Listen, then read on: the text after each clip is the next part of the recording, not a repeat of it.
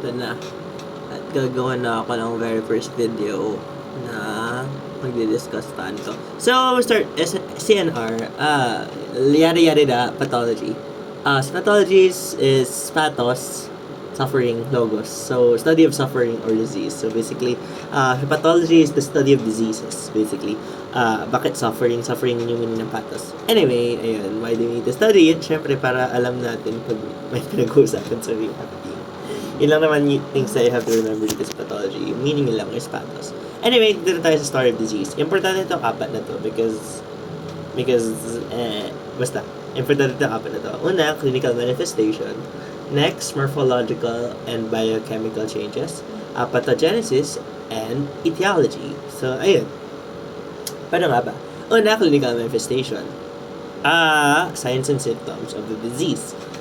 So, kung isipin niyo yung word, clinical manifestation, ayun, ano yung mga manifestation during na napapansin niyo sa disease? It could be signs, which is the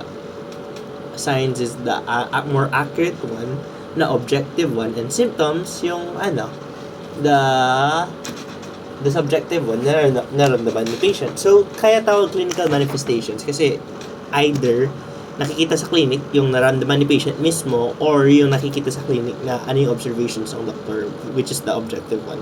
So, yun lang kailangan tandaan. Next is morphological and biochemical changes. Syempre, during a disease, ano nga ba nangyayari? Nagkakaroon tayo ng changes, diba? So, ito lang yung response ng cells. Kaya tawag dito cellular response kasi yun lang yung response ng cells during the disease. Tapos, pathogenesis. So, di ba sabi, pathos is suffering or disease? Siyempre, genesis, saan siya nagsa-start? Kaya pathogenesis.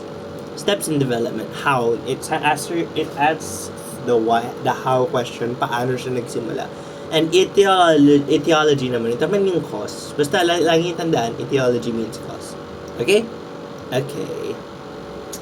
So, may case dito na binigay si Sir, yung kapag Parkinson's. Ayun. Ang etiology niya is kulang siya sa dopamine. So, yun yung why niya, bakit siya nagkaroon ng Parkinson's. Pathogenesis, paano siya nagsimula. So, nagkaroon siya ng damage sa substantia nigra at hindi siya nakakapag-produce ng dopamine. So, next, morphological and chemical changes naman. Pag may damage siya, hindi siya makakaproduce ng dopamine. Gets? And lastly, ayun, yun lang pala. Kapag, ano ba yung kulang dito? Bakit yung kulang? Ayun lang, clinical manifestations, signs and symptoms, ano naramdaman mo siya ng patient. Moving on, there's a couple of side notes that you have to remember, which is idiopathic. Tandaan nyo, idiot, hindi alam yung cause, kay idiot siya. Prognosis is the possible cause, letter P, ayun yung natatandaan ko. Tapos sa ibang name siya, differential diagnosis, pero mas alam ko siya sa prognosis. Next is self-limiting, parang kapag ang isang disease or disorder, disease usually, kasi disorders usually hindi na sila self-limiting, these are diseases na kaya niya gumaling in your own even though hindi mo siya ginagamutan or sa doctor. An example given is Bell's palsy, pero hindi siya 100% na restoration. And lastly is iatrogenic. Kapag ang iatrogenic naman is nakuha yung condition dahil sa treatment. So, kung halimbawang nagkaroon ka ng Bell's palsy tapos inooperahan ka, pero may tanamaan na nerve. Nagkaroon ka ng Bell's palsy kasi inooperahan ka kasi natamaan yung isang nerve. Kaya ka nagkaroon ng Bell's palsy. So, inooperahan ka pa for another disease, pero kasi natamaan yung nerve na yun para sa Bell's palsy, ang tawag dyan, iatrogenic. When we say iater, it means treatment. Okay? Okay, ayun lang.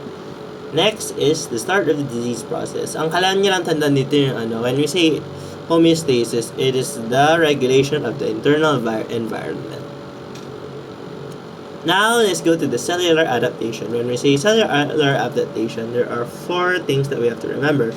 Hypertrophy, hyperplasia, atrophy, and metaplasia. Yun lang. I'm gonna pause. 5 minutes in na ako.